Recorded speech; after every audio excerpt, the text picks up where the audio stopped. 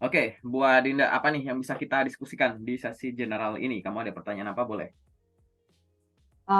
Gini sih, yang pertama sebenarnya saya mau tanya, Mm-mm, kan kebanyakan dari kita kan yang fresh graduate ini kan jurusannya sangat spesifik, mm-mm, semisal ilmu keperawatan dan lain-lain.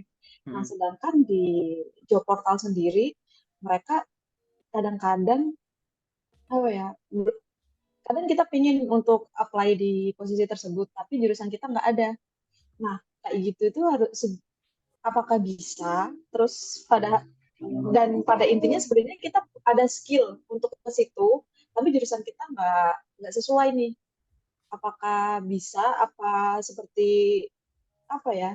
Apakah bisa kita apply dengan kemungkinan kita bakal dipanggil, atau memang kalau misalnya jurusan kita nggak disebutkan dalam requirement-nya itu, apakah memang benar-benar nggak bakal dipanggil kayak gitu? Oke, aku jawab dulu ya. Secara umum, setiap pelamar kerja itu punya kesempatan 50% lanjut, 50% enggak. Kan gitu. Oke. Nomor dua, segala sesuatu yang tidak dilarang di dalam proses rekrutmen itu boleh dicoba. Oke. Itu dulu. Secara umum gitu dulu. Nah, sekarang kita ngomongin terkait dengan kualifikasi. Saat kita melihat suatu informasi lowongan pekerjaan, kualifikasi itu bisa kita bagi menjadi tiga jenis. Kualifikasi yang sifatnya itu strict, kaku, baku, nggak bisa dinego. Dua, kualifikasi yang sifatnya itu sedikit longgar, gitu, nggak sekaku yang pertama. Yang nomor tiga adalah kualifikasi yang longgar, yang fleksibel. Nah, kualifikasi-kualifikasi ini akan muncul di banyak info. Bisa di pengalaman kerja yang harus dimiliki, di pendidikan, di kemahiran ini itu, di tadi termasuk yang kamu tanyain jurusan tertentu. Ada lowongan pekerjaan yang sifatnya itu strict dari sisi pendidikan. Misalkan dibutuhkan S1 teknik mesin gitu. Itu kamu nggak usah nekat deh, walaupun kamu tuh teknik elektro, teknik kimia, teknik pertanian gitu. Udah jelas di situ S1 teknik mesin, strict dia kayak gitu. Ada beberapa lowongan pekerjaan yang sedikit longgar. Biasanya dia jurusannya pakai koma-koma. Misalkan pendidikan minimum, misalkan D3 atau S1 ini koma ini atau jurusan lain yang relevan atau jurusan lain yang setara kayak gitu. Pernah lihat ya loker-loker kayak gitu, di mana beberapa jurusan di koma kayak gitu. Ini sedikit lebih fleksibel. Oke, kayak gitu. Ini sedikit lebih fleksibel. Yang ketiga, ada yang sangat fleksibel, lebih fleksibel dari kedua itu. Misalkan D3 atau S1 semua jurusan, minimum SMA atau SMK, gitu-gitu. Itu kan nggak peduli jurusanmu. Minimum SMA atau SMK, D1 boleh ngelamar nggak? Boleh, misalkan. Kayak gitu. Minimum D3, S1 boleh ngelamar nggak? Boleh. Gitu-gitu. Jurusan apapun, kayak gitu. Nah ini kalau kita ngelihat dari sisi pendidikan. Dari sisi pengalaman kerja juga sama. Yang strict banget. Pengalaman minimum sekian tahun sebagai ini. Atau pengalaman minimum sekian tahun di posisi yang sama. Ya udah, dia bener-bener butuh yang kayak begitu. Kamu baru setahun, baru 6 bulan, baru magang, ya bisa di logika lah gitu. Atau yang sedikit lebih longgar, itu yang pertama. Contoh sedikit lebih longgar dari pengalaman kerja misalkan. Pengalaman minimum sekian sampai sekian tahun. Kan lebih longgar tuh dikasih rentang gitu. Bahkan malah banyak lowongan kayak manajemen trainee tulisannya pengalaman maksimum 2 tahun. Artinya 0 tahun sampai 2 tahun itu boleh, ya nggak? Mau pengalamanmu 2 bulan, 3 bulan, 4 bulan lewat magang, itu boleh. Kayak gitu. Atau pengalaman minimum 1 tahun, fresh graduate dipersilahkan melamar. Nah itu termasuk tipe yang kedua gini. Punya pengalaman boleh, nggak punya boleh. Dia sedikit lebih longgar. Atau yang ketiga, yang sangat longgar. Yang sangat longgar tuh ada beberapa, walaupun nggak banyak, dia nyebutkan, misalkan, pengalaman kerja tidak diperlukan, gitu. Atau beberapa di platform ada tulisannya zero experience, gitu. Gitu. Belum pernah bekerja, ada yang tulisannya gitu. Atau kadang nggak disebut, gitu. Ya itu boleh-boleh aja, kayak gitu. Nah ini di sini kan kamu harus sadar dari dua contoh ini, sebenarnya ada lowongan pekerjaan yang sifatnya itu ketat, strict banget, ada yang sedikit fleksibel, ada yang sangat fleksibel. Nah, kamu tanya sama dirimu sendiri, kamu pengen ngelamar kerja sesuai jurusan atau enggak? Kalau misalkan yang tadi yang aku anggap itu sebagai yang nggak sesuai jurusan pengen nyoba, karena kalau dari sisi pendidikan aku nggak relate tapi pengalaman aku punya, cek dulu ini locker yang sifatnya sedikit fleksibel tadi atau strict kayak gitu. Kalau ini locker yang sifatnya fleksibel ya coba aja satu semua jurusan apapun boleh gitu misalkan, atau jurusan ini boleh boleh aja kayak gitu ya. Karena balik lagi, kenapa kok aku bilang boleh? Jadi habiskan waktumu untuk lamar kerja ke loker-loker yang sifatnya itu satu CV-mu tuh mudah masuk. Jadi matchingnya tuh gampang gitu, korelasinya tuh gampang. Yang kedua tadi, incar yang fleksibel atau setengah fleksibel kalau misalkan kamu mau ngincar. Jangan sampai waktumu habis untuk apply-apply yang dalam tanda kutip kemungkinan sejak awal dengan analisis kualifikasi dan pengalamanmu, itu kemungkinan lolosnya itu sedikit lebih kecil. Walaupun aku nggak bilang nggak boleh dicoba ya, kayak gitu. Oke, fokus dulu sama yang bisa kamu coba dengan tingkat kematchingan itu lebih tinggi, baik dari kualifikasi maupun keinginan kamu, passion kamu untuk melamar posisi itu, kayak gitu. Karena loker itu akan kebagi jadi tiga ini. Oke, tapi kalau misalkan ini kalau dari sisi salah satu unsur aku tuh nggak memenuhi, misal pendidikan tadi, pendidikan harus dari jurusan ini, tapi aku mampu itu, gitu, maka aku boleh nyoba nggak? Ya saranku boleh, tapi dalam tanda kutip jangan terlalu ngarep, tapi tetap optimis, paham nggak? Gitu. Nah, optimisme ini bukan optimisme dalam hati yang oke aku coba, bismillah aku coba, bukan itu. Optimismenya itu adalah kamu nanti di atas kertas akan disandingkan dengan orang yang dalam tanda kutip ya, misalkan pendidikannya yang sesuai seperti yang diminta di kualifikasi, paham nggak?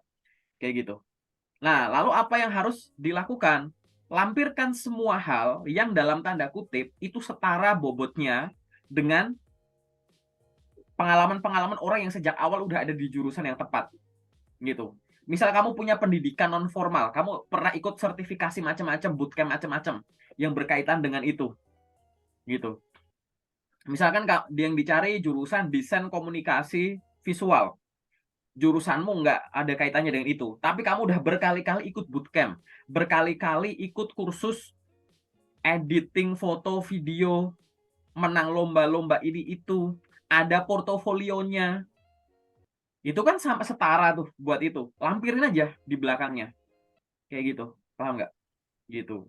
Jadi kamu harus punya pengganti yang setara dengan itu. Nah, masalahnya adalah ada beberapa lowongan pekerjaan yang dirilis di platform yang dalam tanda kutip melalui platform itu tidak ada filteringnya. Misalkan email. Email itu kan ibaratnya orang yang jurusannya nggak sesuai pun tetap bisa dimasukin. Gitu. Lampirin tuh. Boleh. Tapi kan ada yang lewat website perusahaan, job portal tertentu. Misal kemarin kamu ikut tuh rekrutmen bersama CASN atau BUMN, kalau jurusan kamu yang dimasukin nggak sesuai kan otomatis by system ngeblok gitu loh, kayak nggak sesuai, nggak relevan, udah langsung dibuang di awal di seleksi administrasi itu nggak bisa, bahkan lokernya itu nggak muncul pada saat kamu filtering gitu, ya itu ada. Berarti kemungkinannya apa? Kalau misalkan tadi, kalau memang mau kamu coba di kualifikasi yang benar-benar kebentur, cari suatu alasan yang kuat yang tertulis yang dilampirkan. Lebih dari sekedar dalam perasaanmu aku pengen ngelamar posisi itu, yang dia bisa disandingkan dengan tadi sesuai kualifikasi yang normal. Dikirimkan melalui platform yang memungkinkan kamu melampirkan semua alasan itu. Karena kalau kamu ngirimnya, kamu punya pengalaman ini itu, nggak ditulis di CV dengan baik dan benar, nggak disebutin kalau kamu bisa itu, gitu kan? Data pendukungnya juga nggak ada, gitu. Dipaksain dikirim lewat platform tersebut di atas kertas loh, ini gimana dia baca nggak, gitu. Udah jelas-jelas jurusannya nggak sesuai. Padahal sebenarnya kamu ada hal yang masih bisa dipertimbangkan, hanya saja bahan pertimbangan tadi kebetulan nggak bisa dikirim atau dilampirkan karena jalur pengirimannya itu membatasi itu, kayak gitu, paham ya? Gitu. Sehingga tadi pastikan semua pengalaman yang kamu punya, prestasi yang kamu punya, skill yang kamu punya berdasarkan pengalaman-pengalaman tadi tertulis dengan baik, dijabarin di CV-mu. Sehingga di atas kertas orang tahu, oh mungkin kalau dari jurusan nggak relevan, tapi dari sini relevan dan ini kuat buktinya di belakang ini, kayak gitu. Ya, kayak gitu ya. Ya itu adalah jawaban umumnya. Oke, mungkin ada lanjutan pertanyaan boleh.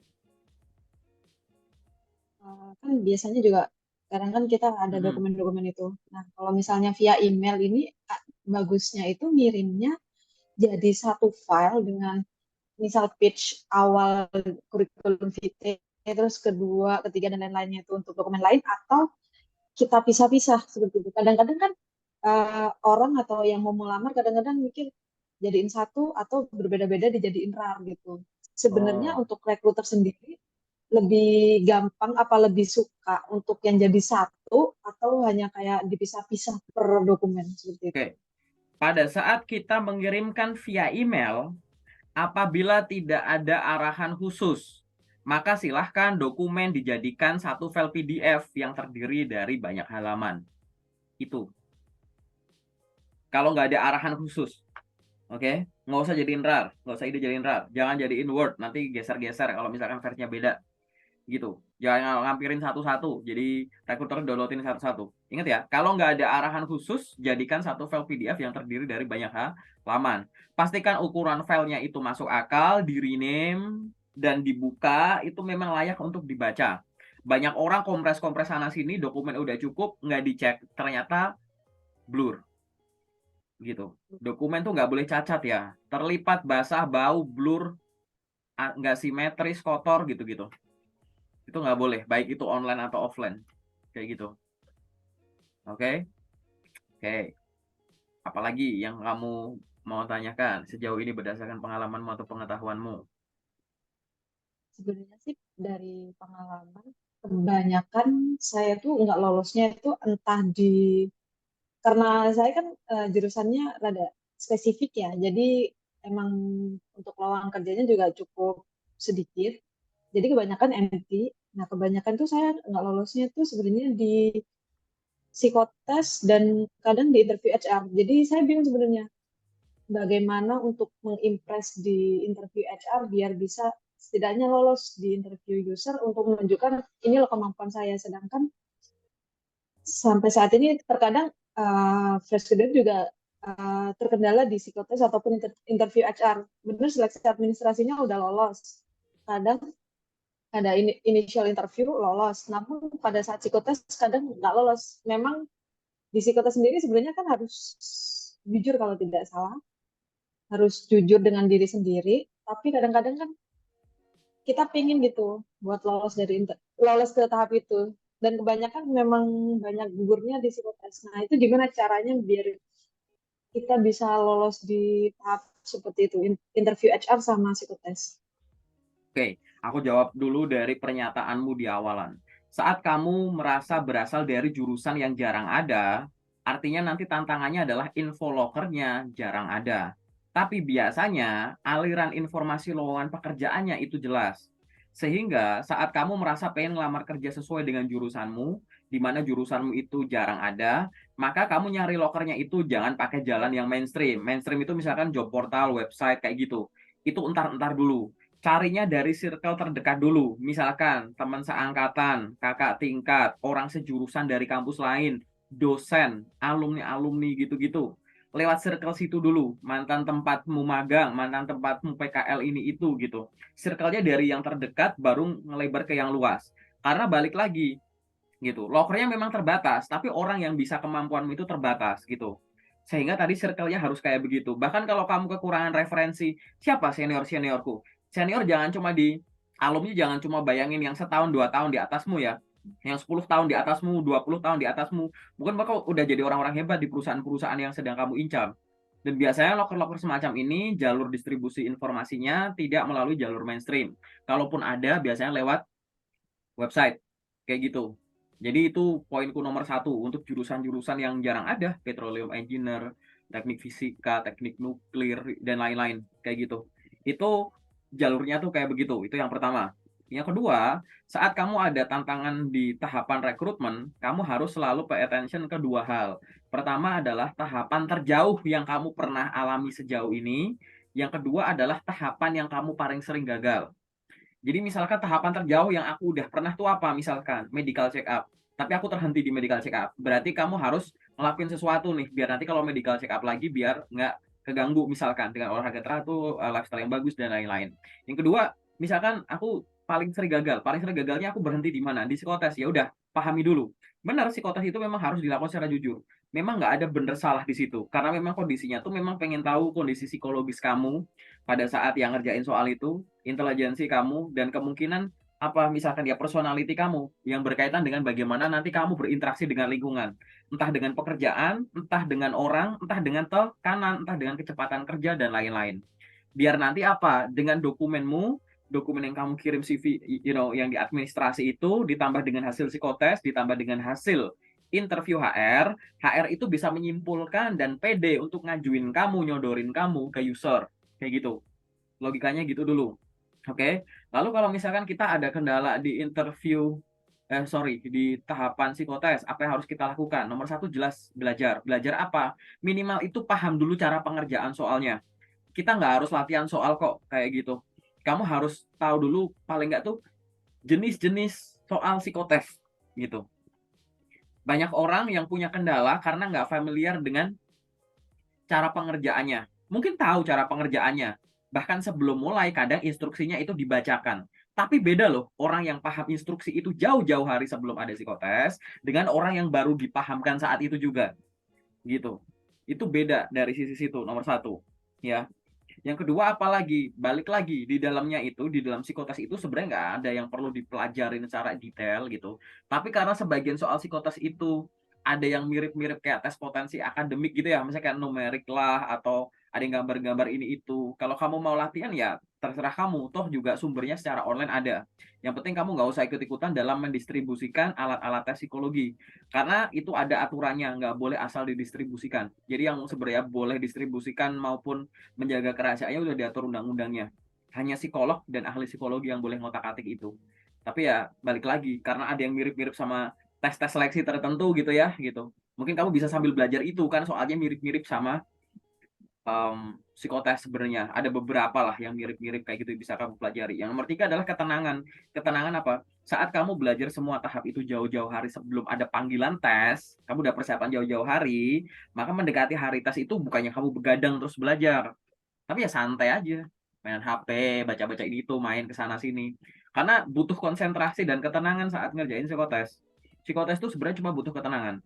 Bahkan yang ngitung-ngitung gitu, atau yang hafalan, kalau kamunya panik, ngitung tuh kayak bingung aja. Padahal kita ibaratnya jurusan kita tuh dari semester satu sampai akhir itu ngitung mulu gitu. Hitungannya lebih kompleks. Ini cuma perkalian pembagian logika aja kita logikanya nggak jalan. Kenapa? Karena kita panik gitu.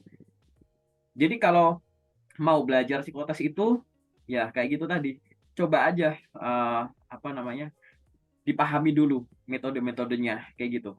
Ya, kalau mau ada latihan tertentu, aku ada sarannya misalkan kamu mau latihan yang berkaitan sama hitung-hitungan kayak gitu. Ya silahkan, kan banyak tuh soal-soal yang mirip-mirip dengan itu ya. Gitu, walaupun kita nggak tahu soal psikotesnya sama atau beda, kan itu kan mirip kayak tes-tes matematika dasar misalkan. Latihan aja tes matematika dasar.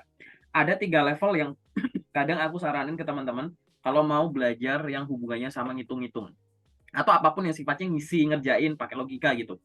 Pertama itu adalah coba belajar mengerjakan dengan benar. Ini nggak ada tekanan apapun. Mengerjakan sebanyak mungkin dengan benar. Oke. Pertama itu levelnya adalah mengerjakan dengan benar gitu. Soal dalam jumlah tertentu. Fix misalnya 100 soal dengan benar. Timernya itu terserah berapa lama periodenya ngerjainnya. Yang kedua level 2, mengerjakan dengan benar tapi jumlah soalnya diperbanyak. Level 3, mengerjakan dengan benar, jumlah soalnya banyak tapi waktunya diperpendek. Gitu. Kamu ngelatih diri kayak gitu pakai stopwatch gitu sambil ngerjain soal matematika dasar gitu. Karena misalkan contoh yang hitung-hitungan mirip sama itu kayak gitu.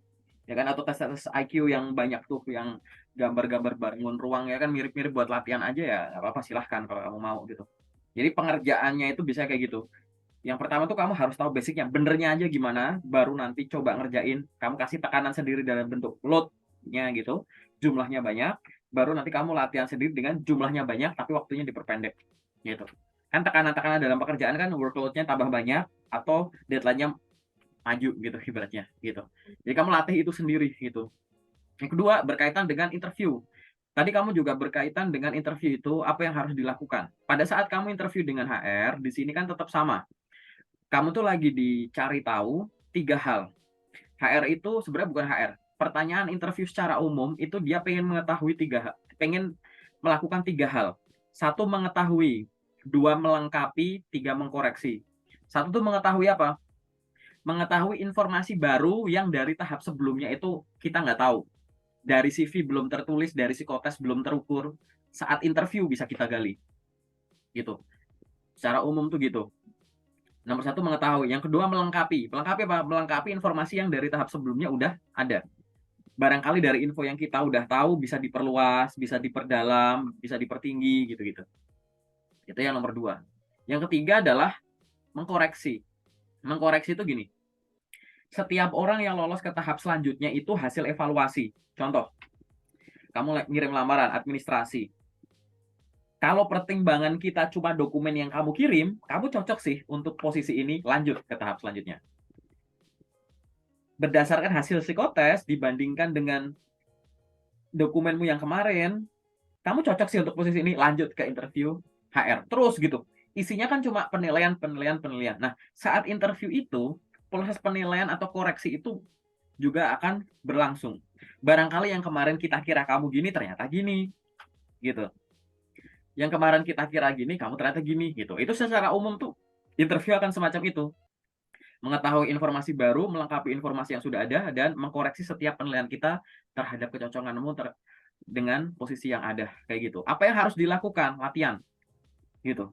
Interview itu adalah menyampaikan informasi. Berarti kamu harus latihan dari menyampaikan dan melatih informasi. Informasi itu apa? Semua yang ada di sini. Jadi untuk menghadapi suatu interview, kamu harus melengkapi yang ada dalam sini. Ada beberapa informasi, katakanlah ada 4. Apa yang harus ada di sini? 1, isi CV-mu dan dokumen pendukungnya. Jangan sampai nanti kalau ditanya seputar CV atau dokumen pendukung yang kamu sodorin, yang bahkan kamu tulis sendiri, kamu alamin sendiri, kamu nggak bisa nyampein secara lancar. Yang kedua, terkait dengan posisi yang kamu lamar. Kamu udah bisa riset dulu untuk posisi yang kamu lamar, tugas, tanggung jawab, wewenang, dan lain-lain. Gitu. Jangan sampai kalau misalkan ditanya terkait dengan tugas-tugas basic, pokok dasar terkait posisi yang dilamar, kamu nggak bisa, karena nggak riset. Nomor 2. Nomor 3 adalah terkait perusahaan. Riset soal perusahaan macam-macam. Historinya, visi dan misi, model bisnisnya, apa yang terkini, baik itu di website, di sosmed, di berita, dimanapun. Itu adalah yang nomor 3. Dan yang nomor 4 adalah familiar dengan pertanyaan yang biasa muncul saat interview, baik HR atau user. Keempat hal ini, ya, CV dan dokumen pendukung, terkait posisi, perusahaan, dan pertanyaan yang biasa muncul saat interview itu harus ada di dalam sini. Harus dimasuki di dalam kepala, sehingga saat ngomong, kamu bisa ngomong di luar kepala. Kayak gitu, paham nggak? Padahal ini baru 50%. Interview itu tadi namanya menyampaikan informasi. Menguatkan informasi yang ada di dalam sini, baru unsur informasi, 50%. Sekarang kamu belajar untuk menyampaikan. Menyampaikan ini praktek. Mustahil kamu jago interview hanya dengan baca, nonton konten, merenung, gitu, ngebatin doang, nggak bisa. Kamu harus praktek ngomong. Entah ngomong sendiri, ngomong sama teman, latihan sama mentor, tutor, atau siapapun itu. Harus dipraktekin. Praktek apa? Praktek komunikasi. Komunikasinya ada 2, ada yang verbal dan non-verbal. Yang verbal, kamu latihan ngomong, gitu. Coba dengerin sendiri suaramu, diksimu, bahasamu udah baku belum, gitu. Ya, di situ kamu pahami dulu intonasimu, volumemu, artikulasimu, dan lain-lain. Kayak gitu. Itu yang berkaitan dengan yang verbal. Yang non-verbal gimana? Misalkan, ya sini, eye contact-mu gimana? Gesture kamu, postur kamu, pakaian kamu, noise-noise di sekitarmu ini gimana? Dan lain-lain. Kayak gitu. Yang berkaitan dengan itu. Nah, kamu harus belajar itu. Harapannya apa? Jangan sampai nanti kamu gagal hanya karena pembawaan kamu itu kurang meyakinkan atau jawaban kamu tadi kurang meyakinkan. Kamu kalau terlalu belajar dengan membaca mulu, jarang prakteknya. Nanti kendalanya biasanya apa? Aku tahu harus ngomong apa, tapi ngomongnya kok susah.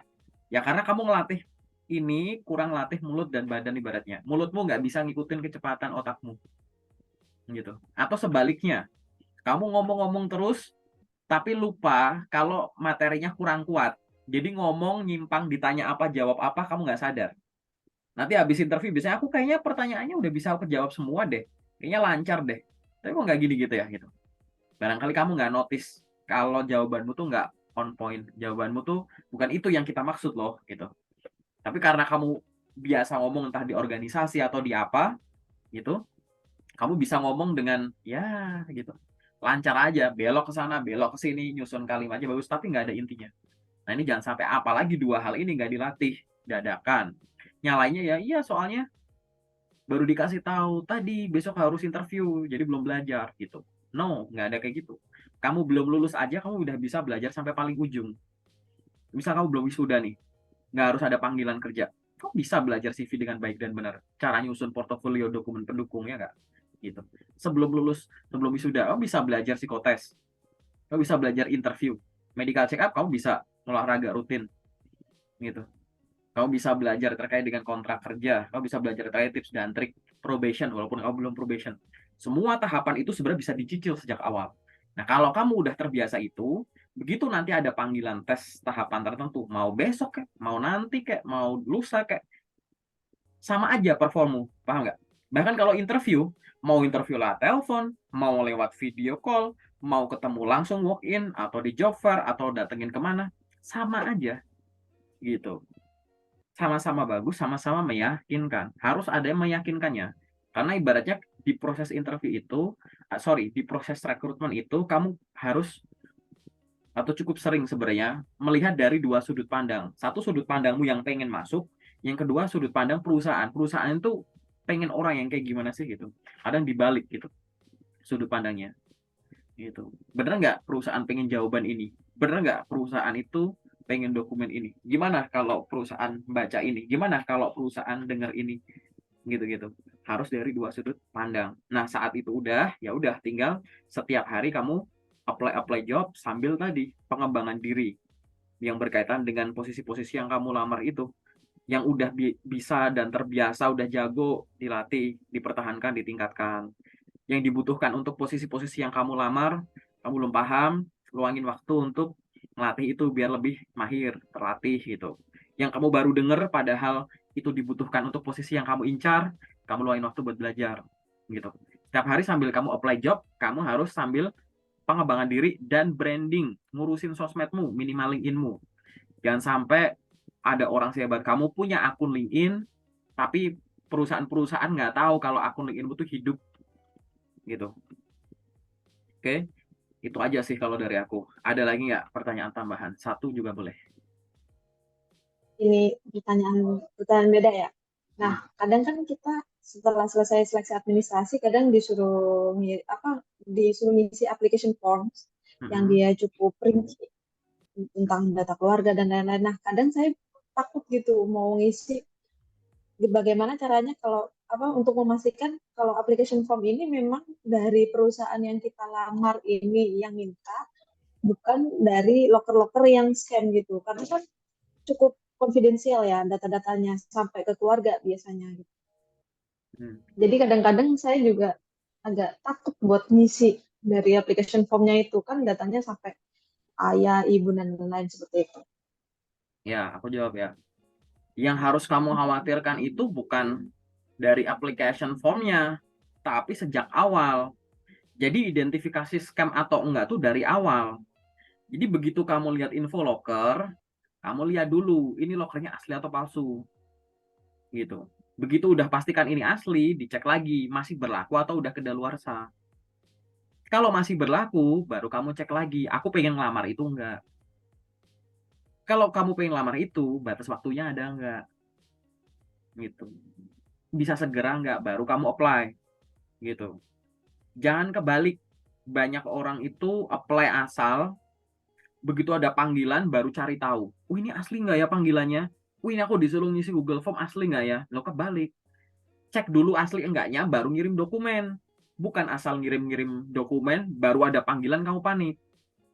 Gitu.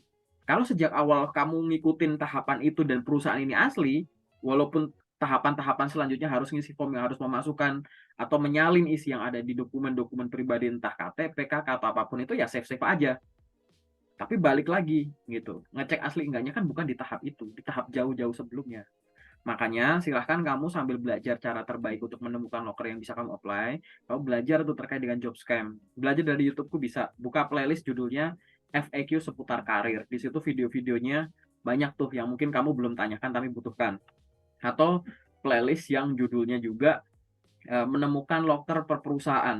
Jadi di situ tuh ada loker-loker tertentu, perusahaan-perusahaan gede yang nanti akan aku pilih-pilih, di mana loker aslinya itu akan beredar bareng sama loker palsunya. Nah, di situ ada beberapa video yang aku kasih tahu nih. Nih contohnya yang palsunya begini, aslinya begini, tinggal ditonton aja.